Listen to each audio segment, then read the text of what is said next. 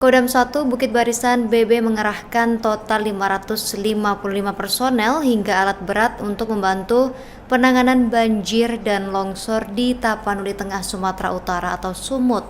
Dan terkini, Kodam 1 BB mengerahkan 204 personel gelombang kedua untuk memperkuat penanganan bencana banjir dan longsor di wilayah Tapanuli Tengah yang berada dalam tanggung jawab Korem 023 Kawal Samudra. Dalam keterangan resmi yang dikonfirmasi Markas Besar TNI Angkatan Darat, Kasdam 1 BB Brigjen TNI Deki Santoso Patinaya memimpin langsung apel pemberangkatan pasukan di lapangan hijau Makodam 1 BB Medan. Dan ini pada Rabu 26 November 2025 Tribuners, dan Deki mengatakan total 555 personel yang telah dikerahkan ini termasuk 341 prajurit yang sejak awal sudah berada di lokasi bencana. Kemudian terkait personel atau pengiriman personel tambahan ini dilakukan untuk memastikan operasi pencarian, evakuasi, dan juga pemulihan agar bisa berjalan lebih cepat dan merata di seluruh titik terdampak. Bersamaan dengan pengerahan personel, Kodam 1 BB juga mengirimkan berbagai material pendukung penanganan darurat. Kemudian sejumlah material ini antara lain 1 unit ekskavator, dump truck, dan ambulans. Dan selain itu, para prajurit TNI turut dilengkapi dengan 7 unit LCR, 80 life jacket, dan 25 dayung untuk mendukung mobilitas tim di area sudah dijangkau. Dan Kodam 1 BB juga mengirimkan tenda lapangan, dapur lapangan, dan juga perlengkapan tidur. Kemudian juga sebanyak 10 tenda serbaguna, 2 tenda masak, 12 ketel, 8 kompor lapangan, ada pula 200 felt bed serta meja dan kursi lapangan diberangkatkan untuk memastikan operasi berjalan lancar. Kodam 1 BB juga menyiapkan bantuan logistik untuk masyarakat, yakni berupa beras, kemudian ada pula gula, minyak goreng, mie instan, air mineral, dan juga sarung.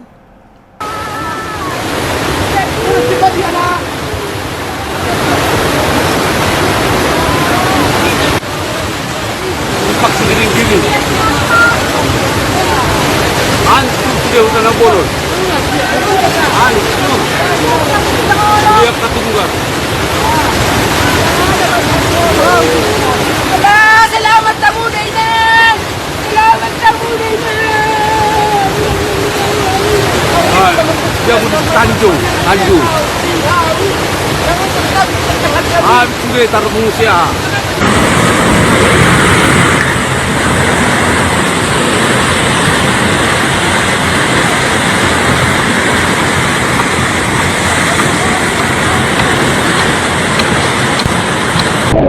Omma disipas giring-giring, mobil ini madep, ada mobil, hancur. Aduh sudah, Omma mengungsi di giring-giring. Alah, mobilnya, jol, oi, geser. Alah. Wah, mabitnya sudah mobil, sudah hancur. Oh, sudah mobil. Hancur. Aduh.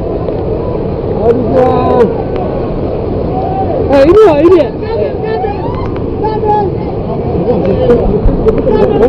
Ini baru panas. Hah? Ini baru panas.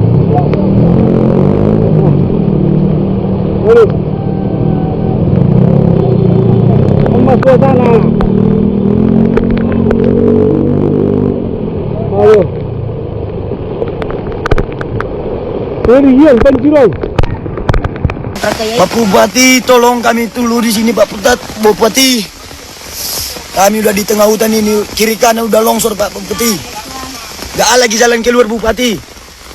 Kiri kanan udah longsor ini. Nggak bisa kami keluar Pak Bupati. Ada sekitar 50 orang kami ini Bupati.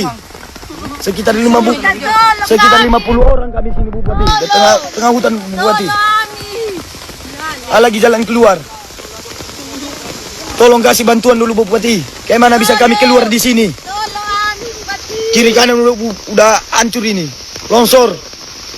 longsor kiri kanan. Di pertengahan ada kami Bupati.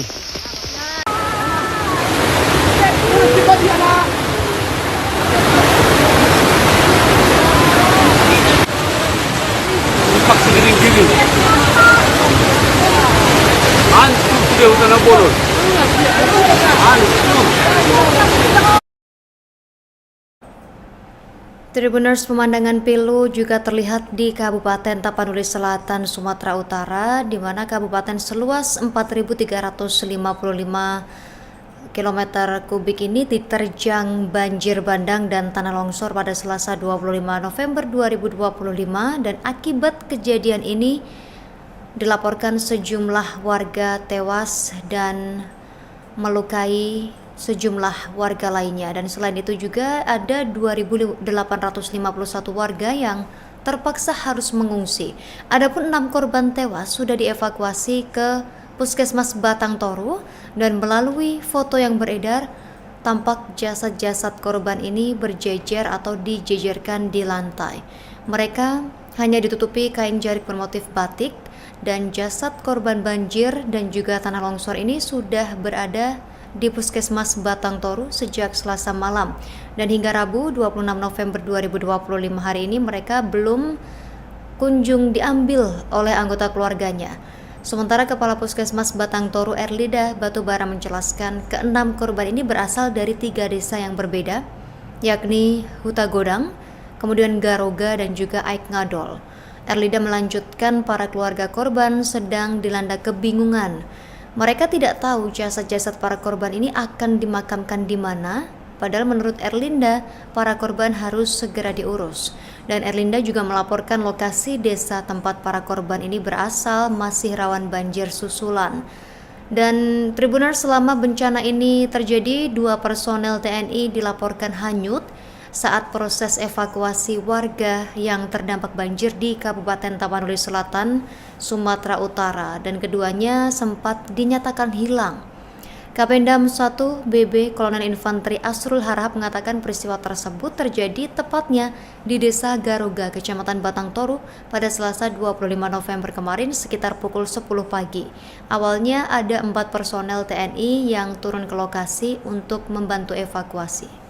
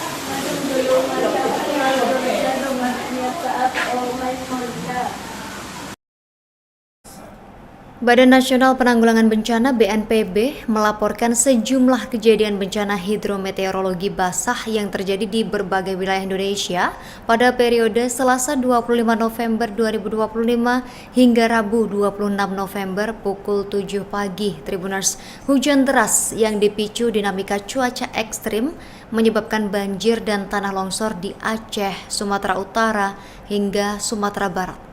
BNPB ini menyatakan 2 hujan ekstrim yang memporak-porandakan sejumlah wilayah di Sumatera Utara pada 24 hingga 25 November dipicu pengaruh badai tropis atau siklon tropis Koto dan bibit siklon 95B yang terbentuk di sekitar perairan Indonesia.